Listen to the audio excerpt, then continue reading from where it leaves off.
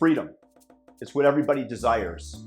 It is in our inner soul to be able to control our destiny, to believe that we can.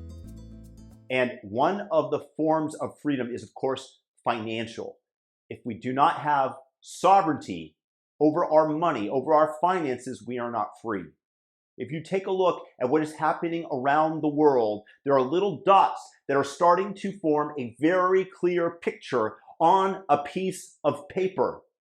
If you're looking for the trend, and that trend is towards dollars becoming the world's reserve currency along with Bitcoinization. The dollar will eventually, in all likelihood, be displaced by Bitcoin. What's going on? You have currencies like in Argentina, Zimbabwe, Turkey, Lebanon that have hit the skids. And I just read an article on CNBC, link in the description, about how people were turning to Bitcoin as a store of value. The banks, you cannot withdraw your money from the bank. They don't have money to give out, and they've closed down. And if you want to withdraw, it used to be a 15% haircut, then a 35% haircut. Now it's 85%. You have to give back in order to withdraw that last. You might be able to get 15% of what you originally put in terms of dollars. In terms of the Lebanese currency, it's just a number on a piece of paper because that currency has depreciated, fallen 95% in value compared to the US dollar because of mismanagement, because of corruption, because of all sorts of things, promises that they couldn't keep. And now all those poor people in Lebanon that had their money in the bank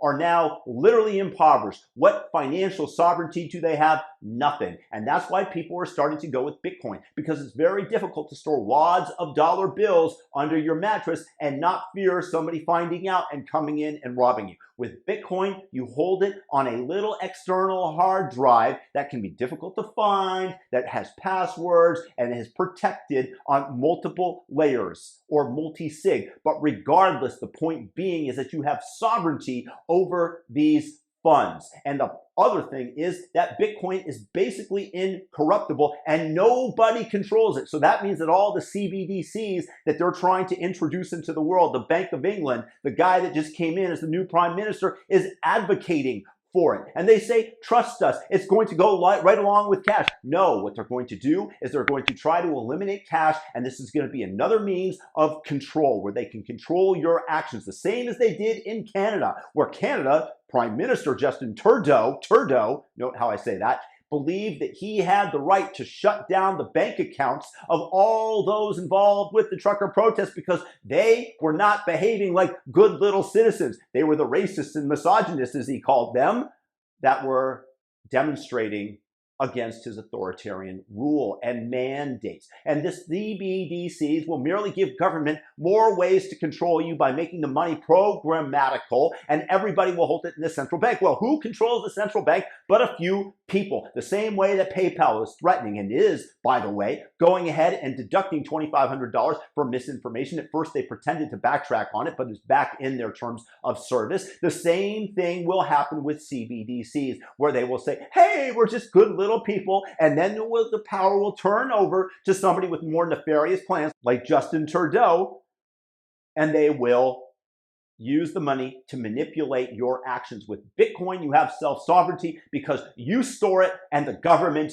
doesn't. And so what you're going to see around the world is hyper-Bitcoinization. It's happened in El Salvador, where Bitcoin is now legal tender. Is happening by default in Lebanon, to a lesser degree in Turkey and Argentina. All over the world, people are starting to adopt this currency, this store of value, and it has worldwide recognition. Everybody in the world will accept your Bitcoin because they understand that it has some inherent value, because other people are willing to accept it, and the fact that you have to produce electricity in order to create it, and there's a fixed limit, a supply constrained at 21 million that will take place. The last Bitcoin will be mined in the year 2140.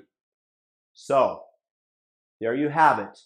Bitcoin will be adopted more and more as people lose faith in the banks, as people want not to be controlled by a central authority, and Bitcoin is the life raft away from this, and it's going to happen more and more regularly as the dollar, as they raise interest rates, suck up that financial juice into the US system, where people want to put their money because at least they're earning a yield, despite the fact that it's well below Joe Biden's inflation levels.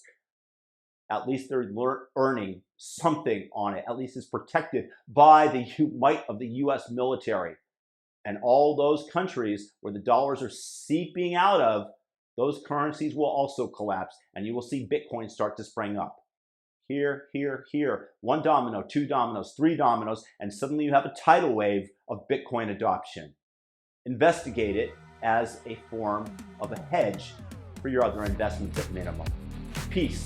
Thumb up the video, subscribe, and have a fantastic day.